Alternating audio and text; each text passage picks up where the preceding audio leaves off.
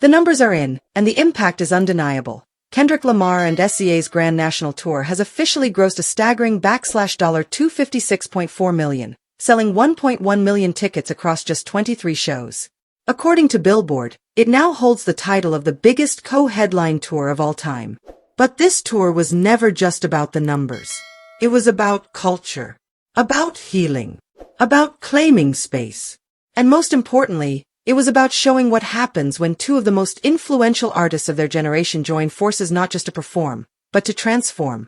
Welcome to celebrity rap life, where the red carpets never roll up and the spotlight never fades. The rewards are legendary. Because in celebrity rap life, every downfall can become a comeback, and every headline tells a deeper story. Hit that like button, subscribe, and turn on notifications so you don't miss a second of what's coming next. The Grand National Tour wasn't a victory lap. It was a cultural reset. From the moment the tour was announced, the energy shifted.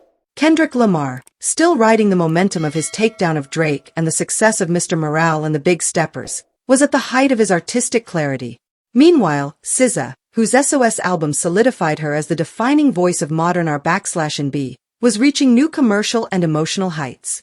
To see these two titans on the same bill wasn't just exciting, it was historic. The concept of the Grand National Tour was as ambitious as the title suggested.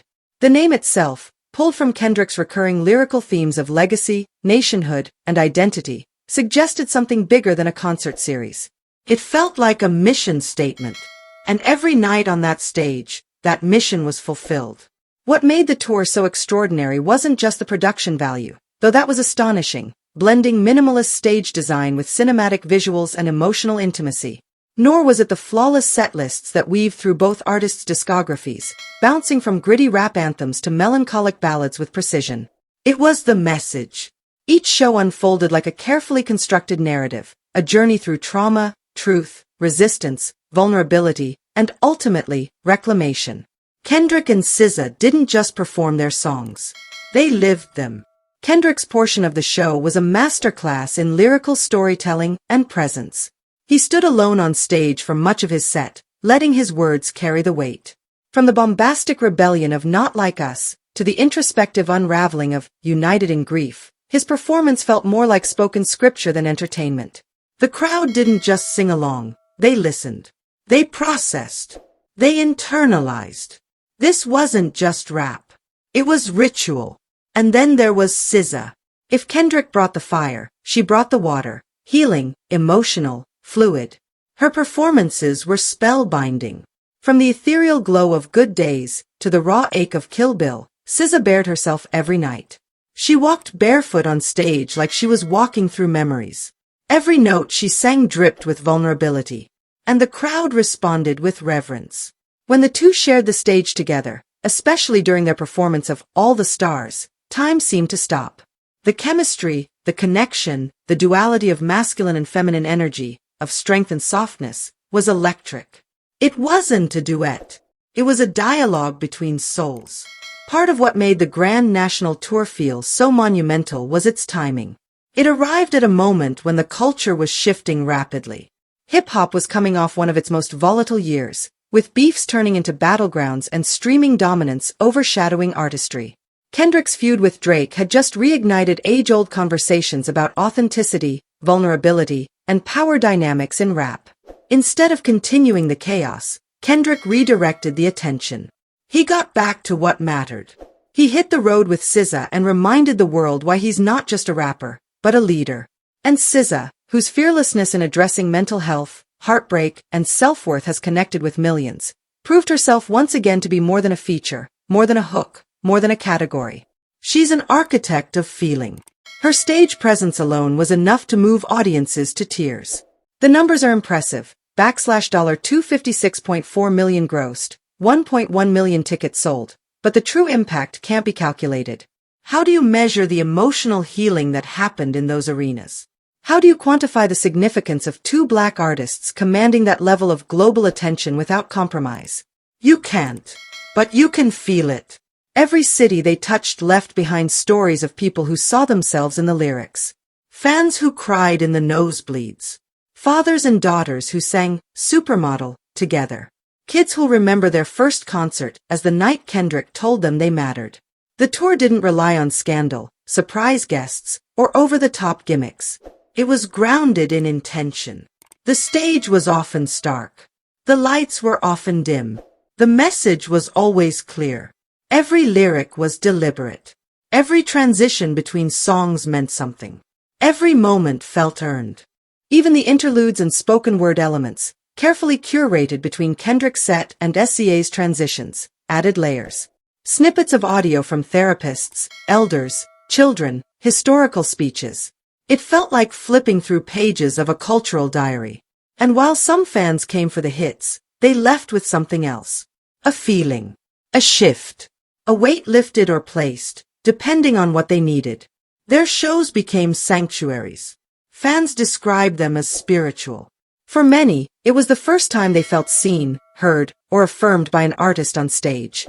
In a culture often obsessed with instant gratification, the Grand National Tour invited reflection.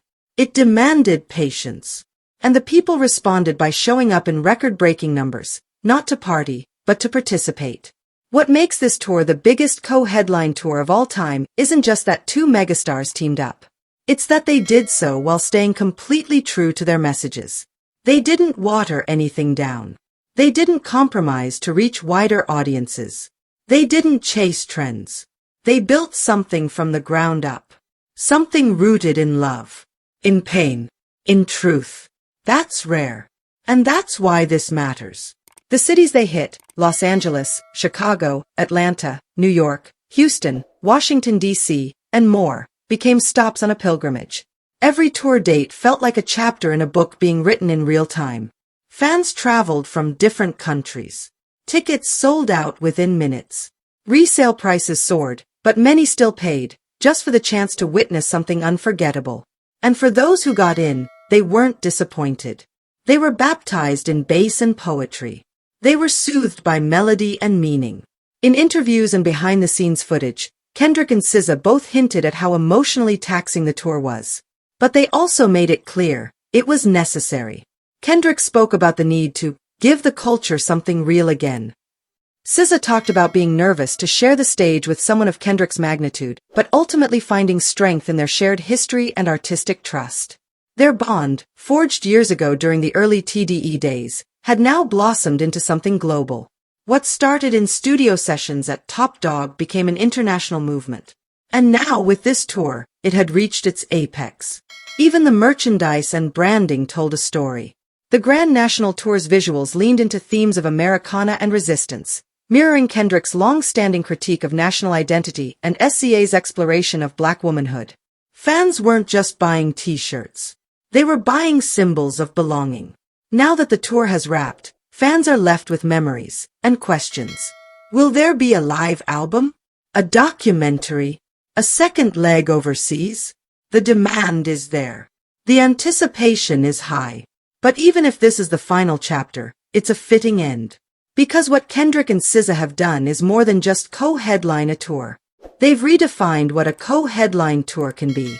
Not a mashup of two artists sharing stage time, but a complete, cohesive, deeply intentional experience.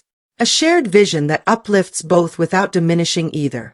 In a world where so many artists are chasing algorithms, Kendrick Lamar and SZA chose to chase meaning. And the people responded. Loudly. With sold-out shows, emotional testimonies, and over $250 million in ticket sales.